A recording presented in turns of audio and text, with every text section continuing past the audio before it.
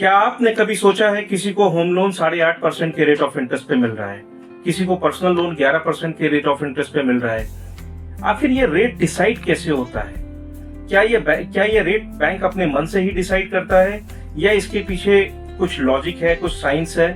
आइए आज के वीडियो में हम इस समझते हैं कि बैंक रेट ऑफ इंटरेस्ट कैसे डिसाइड करता है और रेट ऑफ इंटरेस्ट के क्या सारे कंपोनेंट्स होते हैं और कैसे बैंक अपनी कॉस्टिंग को जस्टिफाई। नमस्कार दोस्तों, मैं काशिफ अजीम। हम पिछले कई वर्षों से personal loan, business loan, home loan, working capital और एमएसएमई फाइनेंस में क्लाइंट्स की मदद कर रहे हैं। अगर आप भी लोन लेने की प्लानिंग कर रहे हैं तो ये वीडियो आपके लिए। सबसे पहले एक बात समझते हैं, बैंक कभी भी अपना पैसा नहीं देता।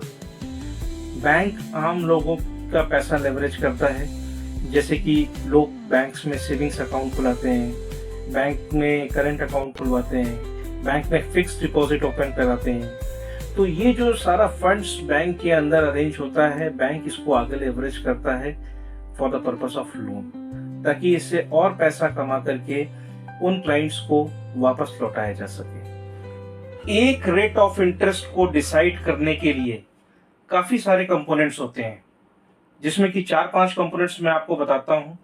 जैसे कॉस्ट ऑफ फंड हो गया, ऑपरेशनल कॉस्ट हो गया, क्रेडिट रिस्क प्रीमियम हो गया, प्रॉफिट मार्जिन हो गया, एंड समटाइम्स कस्टमर एक्विजिशन में भी बैंक की काफी कॉस्ट जाती है, जिसकी वजह से रेट ऑफ इंटरेस्ट थोड़ा सा हाई हो सकता है। आइए समझते हैं कॉस्ट ऑफ फंड होता क्या है और ये कैसे ऑपरेट करता है। बैंक जनरली 2 से 3 तरीके से डिपॉजिट्स लेता है, जैसे current account, savings account and fixed deposit. अब मान लीजिए करंट अकाउंट पे 0% ऑफ रेट ऑफ इंटरेस्ट देना है, तो बैंक ने कुछ पे नहीं करना, तो करंट अकाउंट का जो कॉस्ट ऑफ फंड हुआ वो 0 हुआ।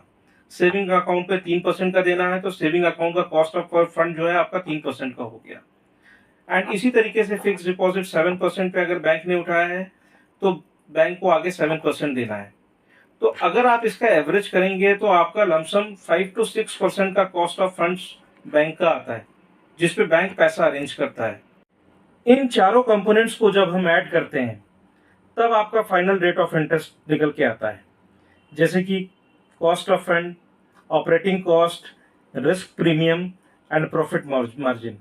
जब ये इन चारों कंपोनेंट्स ऐड होते हैं तब फाइनल रेट ऑफ इंटरेस्ट निकल के आता है कि क्या रेट ऑफ इंटरेस्ट रहेगा at that point of given loan.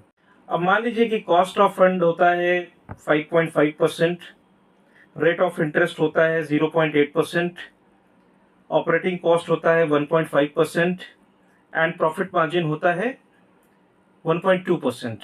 तो फाइनल रेट जो बनेगा दैट इज अराउंड 9%।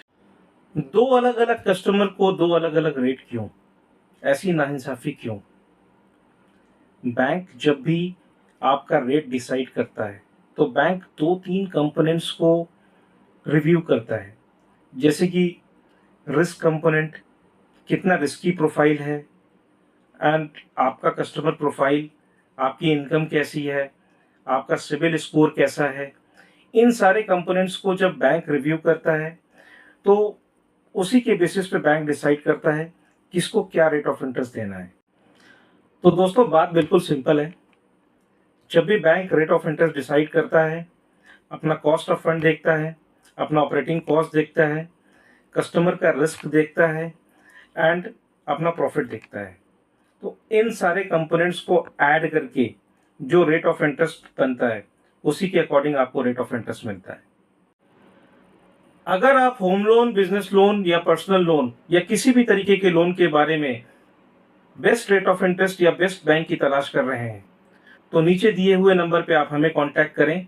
हम आपको स्टेप बाय स्टेप गाइड करेंगे ताकि आपको बेस्ट डील मिल सके। वीडियो पसंद आई तो लाइक करें, शेयर करें, सब्सक्राइब करें। मिलते हैं अगले इंफॉर्मेटिव वीडियो में।